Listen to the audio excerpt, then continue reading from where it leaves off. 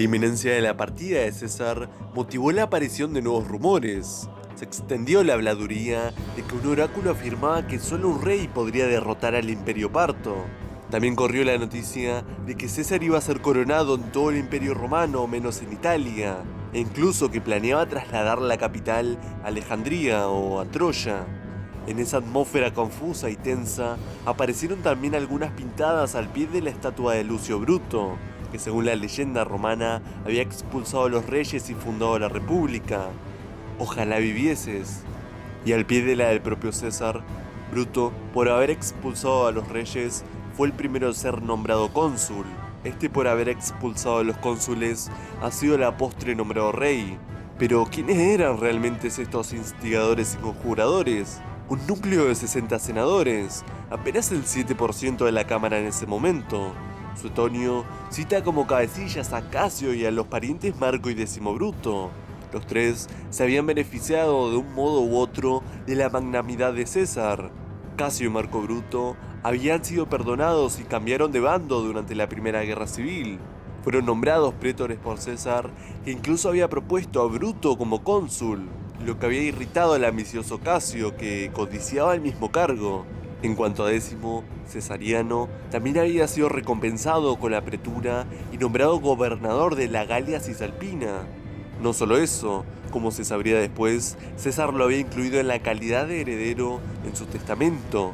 Casio fue el instigador, pero necesitaba a alguien de la dignidad de Marco Bruto para llevar a cabo su proyecto, y es quien ha perdurado en el imaginario popular como el cabecilla de los traidores. Bruto era sobrino de Catón y, como su tío, al que admiraba profundamente, un estoico practicante y un republicano acérrimo. No debe desdeñarse el peso que pudo tener en su decisión la culpabilidad que sentía por haber obtenido el perdón de César, quien lo apreciaba como un hijo, mientras su tío se quitaba la vida en una elección extrema de honor y coherencia. Fue quizás uno de los últimos en unirse a la conjura, pero cuando lo hizo, su compromiso fue irrevocable. Es tentador incluir entre los conjurados, o al menos entre sus aliados, al propio César y al desprecio patente que demostró por el peligro que corría y que muchos indicios probaban cierto. Su red de informadores le hacían llegar con cierta frecuencia rumores de complots, entre ellos los del que acabarían con su vida. En ningún caso emprendió acciones. En el año 44, poco después de que el Senado le jurara fidelidad y se comprometiera a proteger su vida, despidió a su nutrida escolta de guerreros hispanos y, ante la desesperación de sus allegados, se negó a tomar otra romana, como la que había protegido a Cicerón en su día. César se sabía garante de la frágil estabilidad de la República y probablemente confiaba en que, de manera racional, su dominio fuera, si no aceptado o bien acogido, sí tolerado por ser preferible a otras posibilidades. Algunos detalles hacen pensar que en su temeraria exposición a la traición pudieron imbricarse sentimientos complejos. ¿Estaba el dictador cansado de vivir? Algo de todo ello conjetura Suetonio.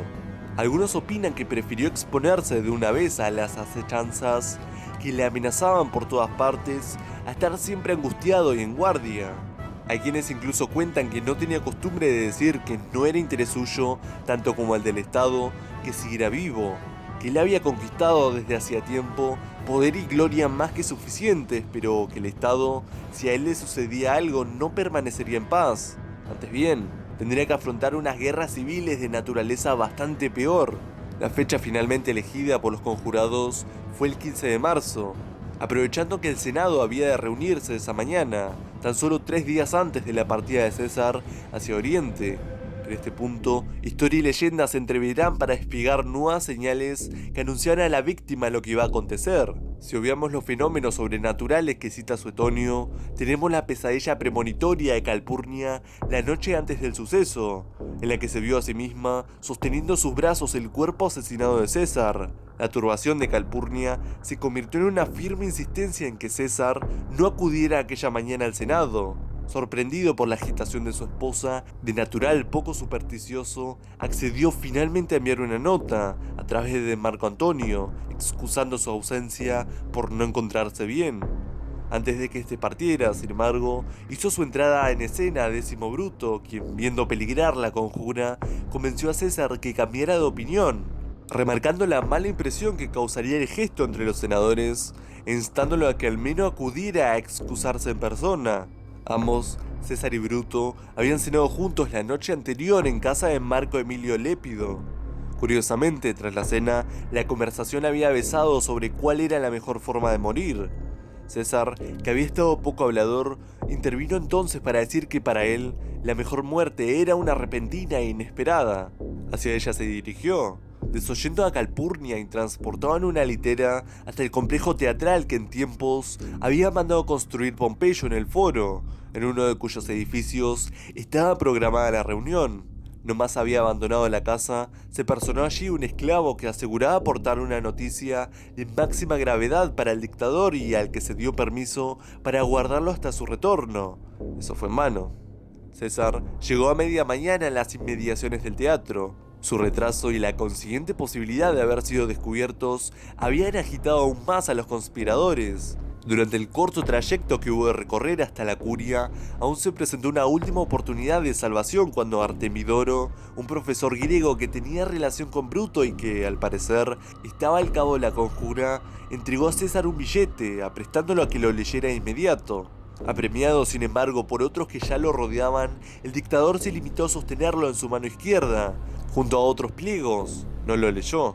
Fue entonces cuando advirtió la presencia del Laruspice Espurina, quien no hacía mucho lo había prevenido contra los idus de marzo, y desde lejos les petó burlonamente: ya han llegado los idus de marzo, a lo que según Plutarco cuenta, el adivino respondió que en efecto habían llegado, pero que todavía no habían pasado. César se apió entonces de la litera y sus asesinos lo rodearon mientras entraba en la curia. No eran punzones para escribir sobre las tablillas enceradas lo que portaban esta vez en sus fundas, sino dagas. La suerte, ahora sí, estaba echada. Una vez dentro de la estancia, presidida para mayor ironía por una estatua de Pompeyo, uno de los conjurados se aprestó a apartar a Marco Antonio, hombre de temible pujanza, y lo entretuvo con algún asunto. Mientras César ocupaba su silla, el senador Lucio Tilio Cimbro le pidió que permitiera regresar del exilio a su hermano, un pompeyano recalcitrante. El resto de los conjurados se unieron a sus ruegos, besando las manos de César y tocándolo, tal vez para asegurarse de que no llevara protección, hasta envolverlo en un corro, de modo que Publio Servilio Casca se colocó a sus espaldas. Trataba a César de poner sosiego cuando Cimbro tiró de su toga, desnudando su hombro, pues aquello era la señal convenida. El dictador apenas tuvo tiempo de protestar por aquella violencia. Casca sacó su daga y lo apuñaló en el cuello, pero lo hizo sin convicción y solo rasguñó a César, quien, en la versión de Suetonio, se defendió usando su propio punzón contra el asaltante. Casca, según Plutarco, pidió ayuda a su hermano, también presente. Fue entonces cuando los conjurados se abalanzaron sobre César, hiriéndole repetidas veces e hiriéndose también entre ellos en el revuelo de su fruición homicida. Marco Bruto lo apuñaló en la ingle y, según varias fuentes, al verse atacado también por el hijo de Servilia, César pronunció sus últimas palabras: «Tú también, hijo mío», tras las que dejó de forcejear y, cubriéndose la cabeza con la toga para mejor preservar su dignidad, se desplomó bajo la estatua de Pompeyo y su pétrea mirada insomne. A la escena del crimen siguieron escenas de pánico. Un Bruto ensangrentado apeló a Cicerón, que desconocía el complot, para que se hiciera cargo de la situación, pero el orador, como el resto de los senadores que habían asistido paralizados al asesinato, huyó de allí y nomás recobró la presencia de ánimo. Eufóricos por el cumplimiento de su sangrienta empresa, los asesinos salieron también en tropel y corrieron hacia el Capitolio, celebrando la liberación de la República. Allí, desde la tribuna, se dirigieron a una muchedumbre más acongojada que entusiasmada. La curia quedó vacía. 3 esclavos recogieron el cuerpo sin vida de César para trasladarlo de nuevo a casa. Al examinarlo, su médico contabilizó 23 puñaladas. Solo una de ellas resultó mortal. Las horas y días que siguieron fueron extraordinariamente tensos. Los cesarianos Antonio y Lépido llegarían finalmente a un pacto con los conspiradores y el 17 de marzo el Senado aprobó una moción, ideada por Cicerón, para reconocer los actos y nombramientos de César y amnistiar a los asesinos. También se fijó una fecha para los funerales de César, el 20 de marzo. Antonio utilizaría magistralmente las exequias para invertir su repentina posición de debilidad y ganarse el apoyo de los veteranos de César. Primero, leyó públicamente el testamento del mismo, en el que legaba a la ciudadanía unos amplios jardines junto al Tíber y, gesto insólito, 300 sestercios a cada ciudadano. Después, recordó, en presencia del cadáver, la lista de honores concedidos a César, así como el juramento de fidelidad del Senado, mientras la multitud se enardecía por momentos. Entonces Antonio pronunció una sentida pero calculada laudatio, que desprestigiaba aún más a los asesinos, sin duda contraviniendo el acuerdo que había sellado con ellos. Y en el punto culminante de su vibrante panegírico, descubrió una figura vestida con la túnica ensangrentada de César, posiblemente animada por algún mecanismo teatral que desató el paroxismo entre la turba, la cual se negó a que el cadáver fuera transportado al campo de Marte. Dos veteranos se acercaron al lecho mortuorio y le prendieron fuego allí mismo. A partir de ese punto, la orquestación dejó vía libre a una febril espontaneidad. Los congregados comenzaron a destrozar las tribunas para alimentar la hoguera. Los actores y músicos arrojaron a ella sus máscaras de cera moldeadas con la cara del dictador, mientras se desgarraban sus costosas vestiduras para nutrir también con ellas al fuego. Los soldados lanzaban a las llamas sus armas y condecoraciones y las madres se unían a ellos, desprendiéndose de sus joyas y arrojando los amuletos de sus hijos. Pronto, la hoguera alcanzó una proporción terrorífica. Aquel fuego histérico que consumió el cuerpo de César sería el anuncio de otros muchos. Roma volvería a abismarse en una cruenta guerra civil en la que la célebre clemencia del dictador brillaría por su ausencia. Antonio, Octavio y Lépido terminarían por unir sus fuerzas en un segundo triunvirato para enfrentarse a los conspiradores. En un plazo de 3 años, prácticamente todos los conjuradores perderían la vida o se la quitarían ellos mismos.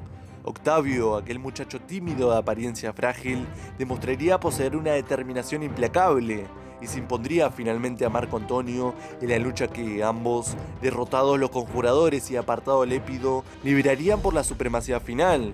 El heredero de César gobernaría como emperador con el nombre de Augusto durante 4 décadas, ostentando un poder absoluto pero demostrando más cautela que su tío abuelo para preservar en apariencia las instituciones de la República. A instancias suyas, César sería finalmente deificado por el Senado en el 42 como Divus Iulius y todos los emperadores posteriores adoptarían el nombre de César como título. 40 años atrás, un muchacho de la Subura había iniciado su propio ciclo, tomando la toga virilis para ser admitido en el seno de una sociedad a un tiempo civilizada y brutal, refinada e implacable. Y al igual que su ambición, su talento y su fortuna lo habían aupado hasta la cúspide. Y de allí, una vez muerto, su espíritu se elevó mucho más alto, y su nombre quedaría inmortalizado en el mundo entero, Julio César. Si te ha gustado esta serie de videos, te invito a comentar qué te gustaría ver a continuación. Fue un verdadero placer haber compartido este camino con ustedes. Nos vemos en la próxima aventura. Si te gustó el video, dale me gusta y suscríbete al canal.